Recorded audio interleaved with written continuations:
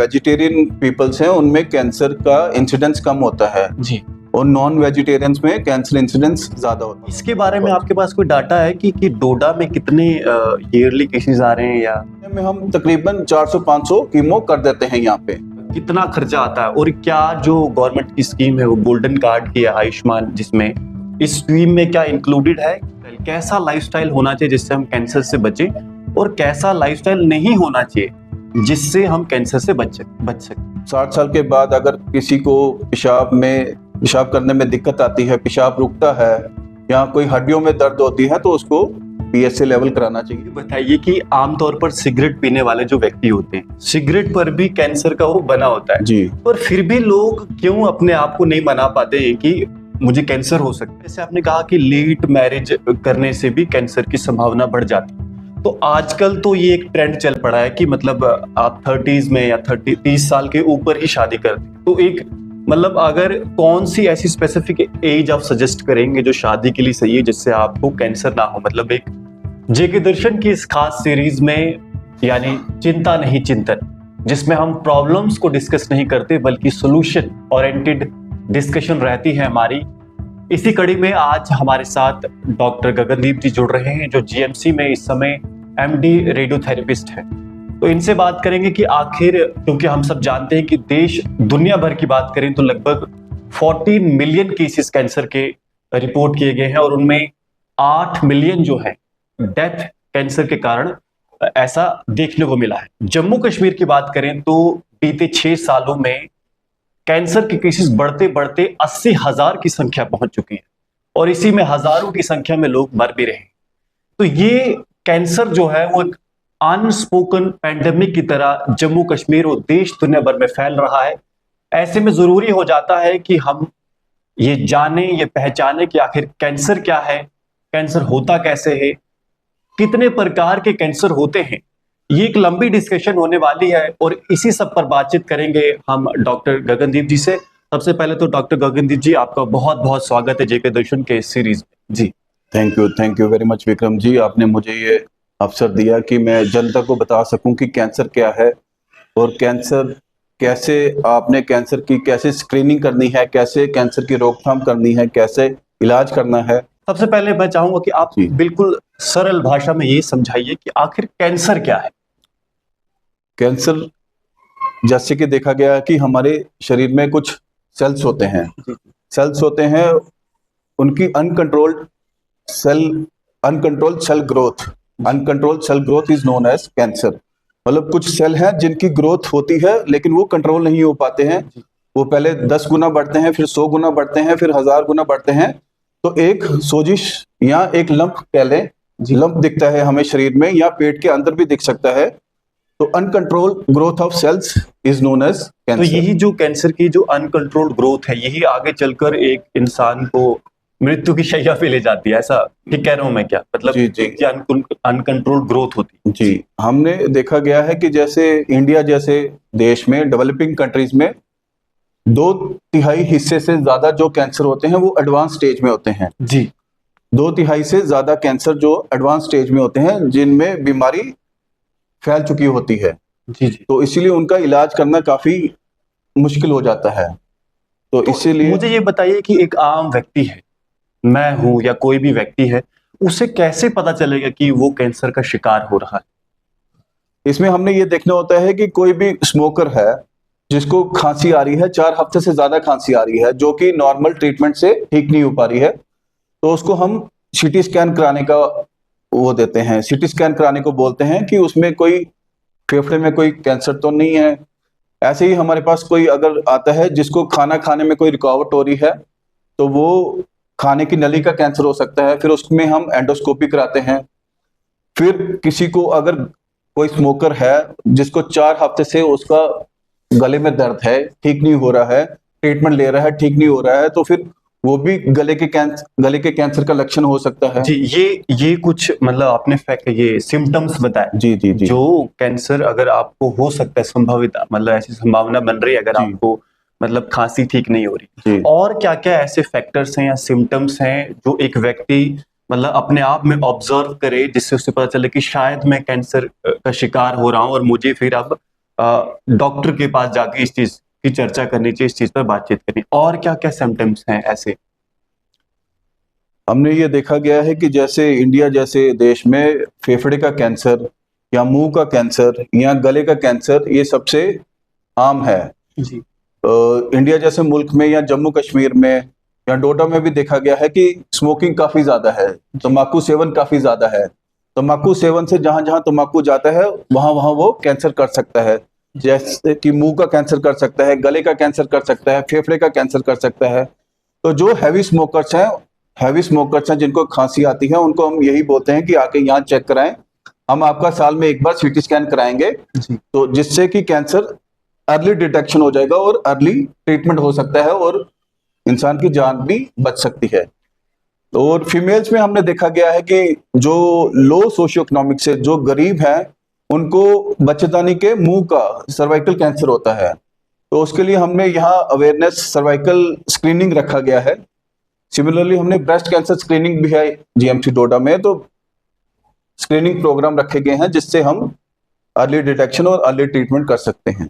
तो डॉक्टर साहब मुझे ये बताइए कि हमारा लाइफस्टाइल भी है क्या, ये भी कैंसर मतलब एक फैक्टर बन सकता है क्या? हमारा लाइफस्टाइल, कैसा लाइफस्टाइल होना चाहिए जिससे हम कैंसर से बचें, और कैसा लाइफस्टाइल नहीं होना चाहिए जिससे हम कैंसर से बच सकें?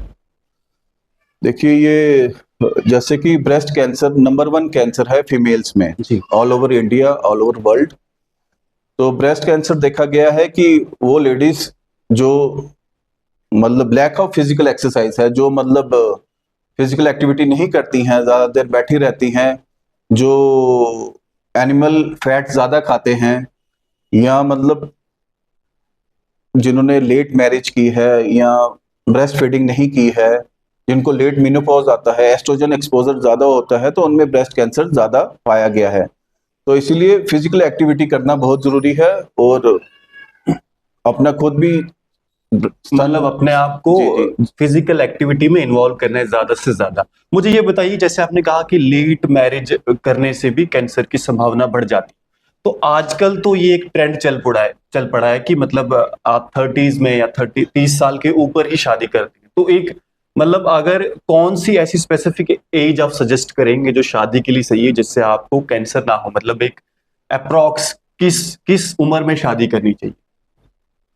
तो एक्चुअली हमने देखा है कि ब्रेस्ट कैंसर जो कि रिच पीपल्स में होता है, रिच लेडीज में होता है, लेट एज में शादी करते हैं, ब्रेस्ट फीडिंग नहीं करते हैं, उनको फिर माहवारी भी लेट बंद होती है, तो ओवरऑल एस्ट्रोजन का एक्सपोजर ज्यादा हो जाता है। तो इसलिए जैसे इंडियन कल्चर में है, मतलब 20-25 साल में शादी कर लेते हैं, वो कल्चर वो ठीक है, बराबर कल्चर है। जी जी जी। अच्छा, जैसे पुरुषों की बात करें तो कौन से ऐसे कैंसर, क्योंकि कैंसर कई सारे प्रकार के होते हैं जैसे आपने बताया, तो पुरुषों में ज्यादा कैंसर कौन से देखने को मिलते हैं? पुरुषों में देखा गया है कि जैसे एल्डरली हैं उनमें गदूद का कैंसर, प्रोस्टेट कैंसर देखा गया है। जैसे एडवांस एज हो जाती है 60 अबव उनमें, क्योंकि पुरुषों में टेस्टोस्टेरोन एक्सपोजर होता है, तो उससे सीए प्रोस्टेट गदूद का कैंसर होता है। जी। तो 60 साल के बाद अगर किसी को पेशाब करने में दिक्कत आती है, पेशाब रुकता है या कोई हड्डियों में दर्द होती है, तो उसको पीएसए लेवल कराना चाहिए। पीएसए टेस्ट एक आम टेस्ट होता है, ब्लड टेस्ट होता है, पीएसए टेस्ट कराना चाहिए। और हम डिजिटल रेक्टल एग्जामिनेशन भी करते हैं देखने के लिए कि कहीं प्रोस्टेट उनका बढ़ तो नहीं गया है।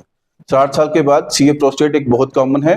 और मैंने बताया जैसे स्मोकर्स हैं उनमें फेफड़े का कैंसर, गले का कैंसर और मैदे का कैंसर भी होता है, और सिगरेट पीने से ब्लैडर का, पेशाब की थैली का कैंसर भी होता है। डॉक्टर साहब ये बताइए कि आमतौर पर सिगरेट पीने वाले जो व्यक्ति होते हैं, सिगरेट पर भी कैंसर का वो बना होता है जी। पर फिर भी लोग क्यों अपने आप को नहीं मना पाते हैं कि मुझे कैंसर हो सकता है? तो ये जो कैंसर का डर है, ये लोगों में क्यों नहीं बैठ पा रहा? अगर आप लगातार सिगरेट का सेवन कर रहे हैं, फिर भी लोग लगातार सिगरेट पी रहे हैं, ऐसे में क्या सजेशन रहेगी आपको ऐसे लोगों की जो लगातार दिन में 10-20 मतलब अनकंट्रोल्ड सिगरेट पीते हैं? ऐसे लोगों को क्या कहना चाहेंगे? हमने ये देखा गया है कि अवेयरनेस प्रोग्राम बहुत कम होते हैं यहाँ पे। इंडिया में भी कम होते हैं, जम्मू कश्मीर में भी कम होते हैं, और हमारे डोडा डिस्ट्रिक्ट में, रीजन में भी कम है। अगर यंग युवाओं को पता है कि मतलब कैंसर, सिगरेट पीने से कैंसर होता है और एक जानलेवा मौत होती है, एक दर्दनाक मौत होती है, तो शायद कैंसर तंबाकू पीना कम कर दे। अवेयरनेस प्रोग्राम आम जनता तक पहुंचाना एक बहुत जरूरी है, अवेयरनेस प्रोग्राम। इसके लिए हम वर्ल्ड कैंसर डे और नेशनल कैंसर अवेयरनेस डे पे करते हैं, लेकिन वो काफी कम है। अवेयरनेस प्रोग्राम होना बहुत जरूरी है, रेगुलर होने बहुत जी जरूरी जी है। जी। तो अगर हम जैसे अपने जम्मू कश्मीर की बात करें तो यहाँ पर कितनी सुविधा है अगर कैंसर किसी पेशेंट को हो जाता है? क्या डोडा में हो सकता है, या जम्मू में हो सकता है, या श्रीनगर में हो सकता है, या फिर उसे दिल्ली जाना पड़े? कहाँ पे कैंसर का प्रॉपर इलाज होता है? डोडा में किस हद तक होता है? एक्चुअली 1 अप्रैल 2021 से कैंसर डिपार्टमेंट जीएमसी डोडा में स्टार्ट हुआ था जी।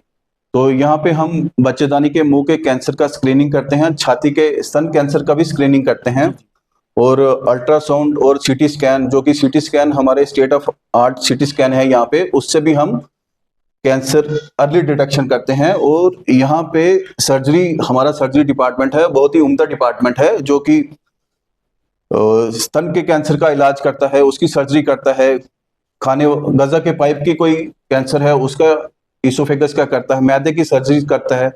तो सर्जरी डिपार्टमेंट में उम्दा सर्जरीज होती हैं, और उसके बाद अगर जरूरत पड़ती है तो हम डिपार्टमेंट ऑफ रेडियोथेरेपी में, जो कि हमारा डिपार्टमेंट है, यहाँ हम कीमो करते हैं। तो महीने में हम तकरीबन 400-500 कीमो कर देते हैं यहाँ पे। और जिनको रेडिएशन की जरूरत है, किरणों की जरूरत है, उनको हम स्किम्स या जम्मू भेज देते हैं। जी जी। तो यहाँ पे सर्जरीज भी होती है और हमारे डिपार्टमेंट में कीमो भी करते हैं हम। एक और चीज देखने को मिलती है कि आम व्यक्ति ये भी डरता है कि अगर मैं एक बार मतलब हॉस्पिटल्स में घुस गया तो खर्चा बड़ा हुआ, क्योंकि जिस एरिया में हम रहते हैं, जम्मू कश्मीर की बात करें या पूरे भारत भर की बात करें, तो आम व्यक्ति के पास अपना छोटा सा मतलब अपनी लाइवलीहुड जीने के लिए ही उतना उनके पास पैसा होता है। ऐसे में कितना खर्चा आता है? मतलब अगर आपको जस्ट मेडिकल टेस्ट कराना है, या जैसे अगर आपको हो गया है कैंसर, तो फिर कितना खर्चा आता है? और क्या जो गवर्नमेंट की स्कीम है वो गोल्डन कार्ड की है, आयुष्मान, जिसमें इस स्कीम में क्या इंक्लूडेड है ये कैंसर का इलाज? जी, एक्चुअली मैंने देखा है, मैंने 3 साल गवर्नमेंट मेडिकल कॉलेज जम्मू में भी काम किया है कैंसर डिपार्टमेंट में, 2016 से 18 तक। उस दौरान आयुष्मान स्कीम नहीं होती थी, तो जो लोग पहाड़ी इलाके से आते थे, जैसे डोडा से आते थे, तो वो गरीब लोग कैंसर का इलाज कराने से डरते थे, तो कैंसर उनको फैल जाता था और घर में ही मौत हो जाती थी। लेकिन आजकल आयुष्मान के कारण यहाँ इलाज होता है, कैंसर की दवाइयां हैं यहाँ पे, सीटी स्कैन फ्री हो जाता है, और महंगी से महंगी कैंसर की दवाई हमें आयुष्मान के थ्रू मिल जाती है। फिर रेडिएशन का इलाज फ्री हो जाता है, हाई एंड मशीन्स हैं जैसे लीनेक है, ब्रेकीथेरेपी है, वो सारा इलाज आयुष्मान से फ्री हो जाता है। और आज काफी लोग इलाज करा रहे हैं और काफी लोग प्योर भी हो रहे हैं इससे ना। अच्छा, तो मुझे ये बताइए, अगर डोडा के आसपास या जम्मू से भी कोई वीडियो ये देख रहा है, तो उसे अगर लगता है कि मेरी खांसी इतने दिन से लगातार चल रही है, या कुछ और सिम्टम्स जो हैं वो महसूस कर रहा है, तो डोडा में वो कहाँ अप्रोच करे? जीएमसी में कहाँ, किस डिपार्टमेंट में, या जैसे कहाँ वो इनिशियल उसको कहाँ जाना चाहिए सबसे पहले? जैसे कि मैंने बताया, अगर कोई लेडी है उसको कहीं गांठ दिखाई देती है, मतलब स्तन में गांठ है या अंडर आर्म में गांठ है, तो उसको सर्जरी डिपार्टमेंट में आ सकते हैं, वो नीचे 119 में, या हमारे डिपार्टमेंट में आ सकते हैं, तो हम बायोप्सी करते हैं पहले या अल्ट्रासाउंड करते हैं।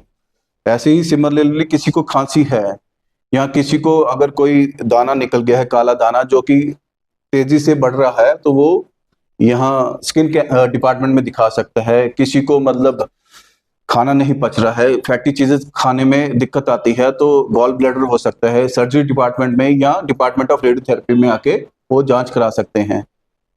ये मुझे बताइए कि किस तरह का डाइट प्लान और किस तरह का लाइफस्टाइल एक आम व्यक्ति को फॉलो करना चाहिए जिससे कैंसर या अन्य भी जो बीमारियां हैं उनसे वो बच सके?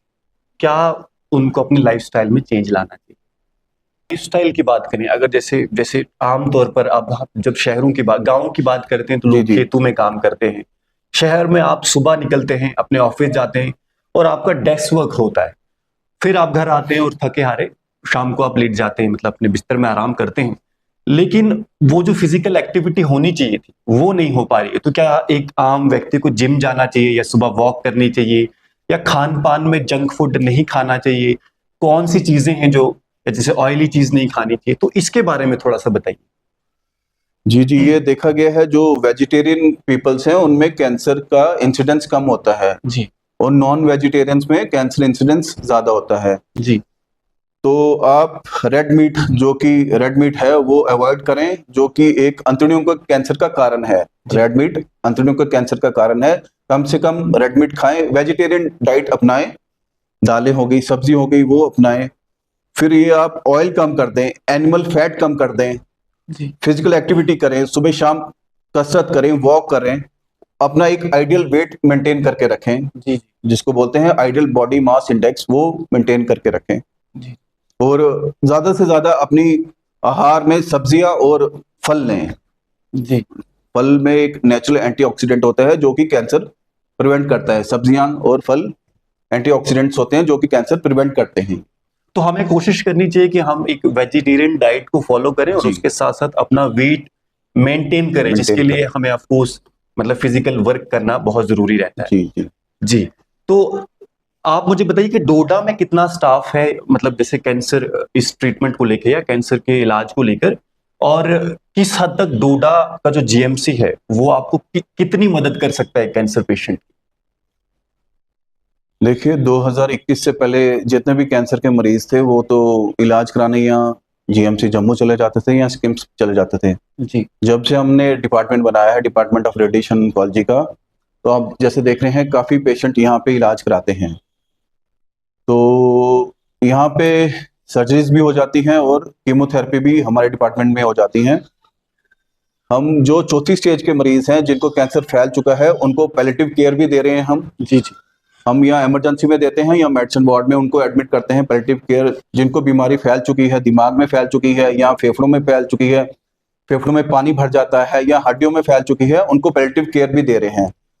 और जो मरीज चौथी स्टेज में है, एंड ऑफ द लाइफ है, उनको हम सपोर्टिव केयर भी देते हैं जीएमसी डोडा में। तो पेन एंड पैलेटिव केयर भी हम यहाँ प्रोवाइड कर रहे हैं।